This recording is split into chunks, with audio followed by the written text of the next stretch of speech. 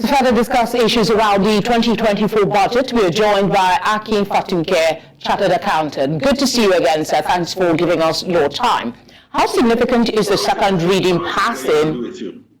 Okay, same here. How significant is the second reading passing of the 27.5 trillion naira budget by the House of Representatives? This is coming barely a day after President Tinubu's presentation. Felicity, a day after the presentation is becoming very unprecedented. It looks to me that one of the significant economic implications of this is that Nigeria is ready. Nigeria should be ready. Well, is ready theoretically, and that de facto the jury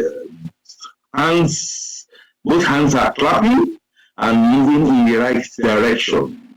Effectively, we have 31 days in December to do the debates, the talking through the zero-sum game by MDAs and ministries who I believe should be on their toes, because Mr. President and this National Assembly have hands in glove to make sure that we present the appropriation in less than 31 days, hopefully, all things being equal. I think this is huge.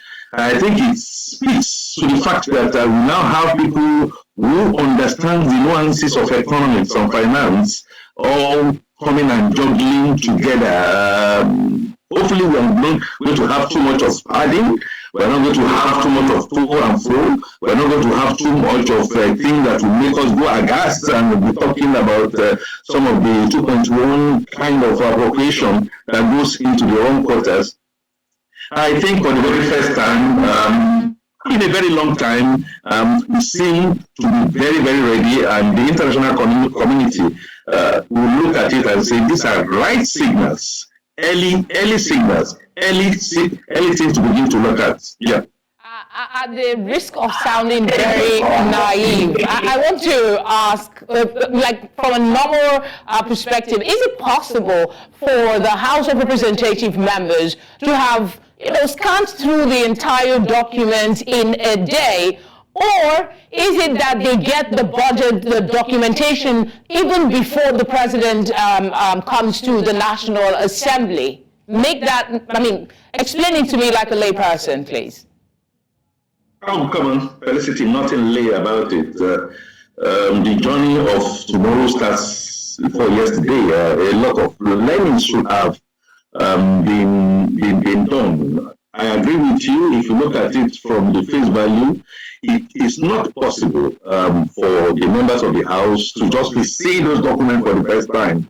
What has happened to the liaison officers? What has happened to the fact that the APC as a party has tried itself through the caucuses of the parties to remove a few gray areas.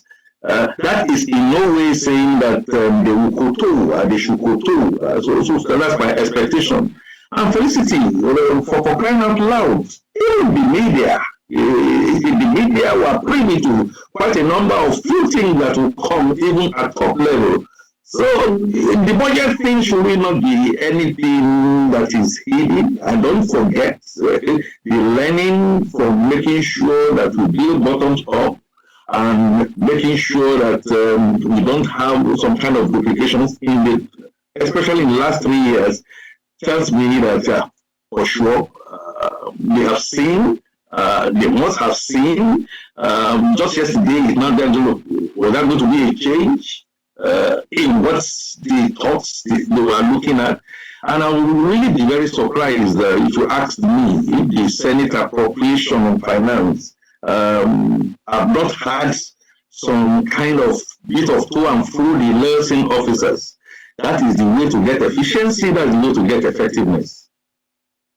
Let's look at other areas. How does the budget, in your view, align with the economic and developmental priorities that's been outlined in Nigeria's long-term strategy, or let's say national development plan, especially considering the recent passing of the 2024 to 26 medium-term expenditure framework and fiscal strategy paper by the National Assembly?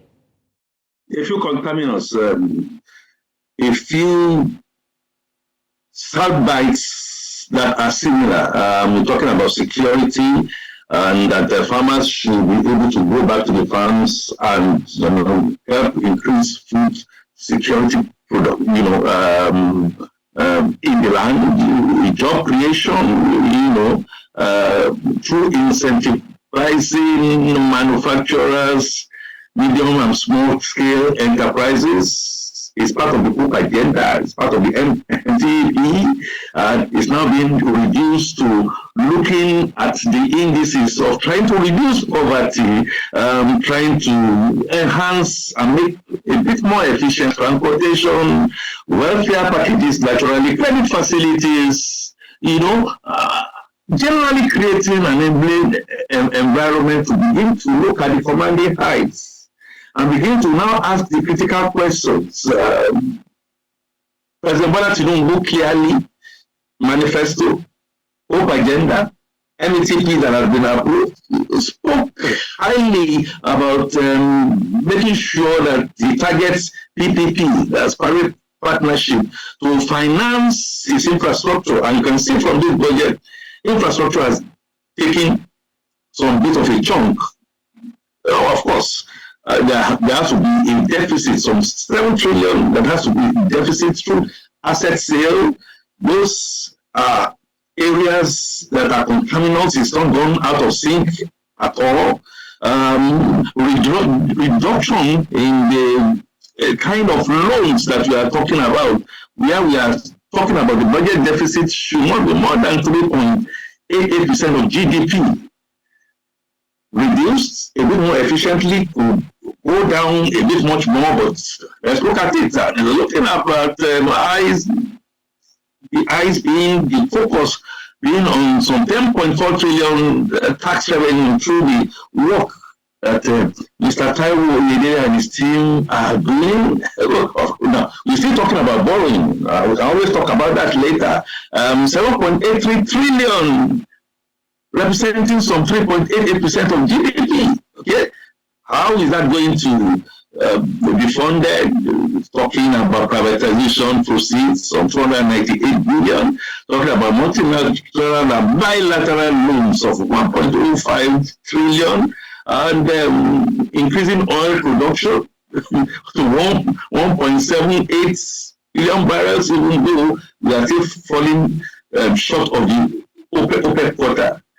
Plus and minus, I think if we can walk the talk, get the trust, and get people to actually work and get their scorecards ready, it looks very much to me that we should be on the right trajectory. But I think the bar has been raised.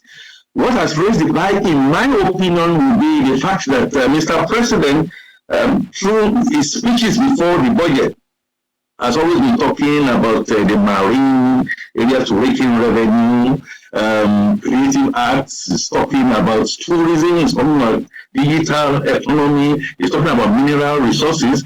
Mr. Kuti was moving down the right lane and saying he wants to see how the minister is going to specifically and in what time going to help to look at the iron ore and the Ezewuike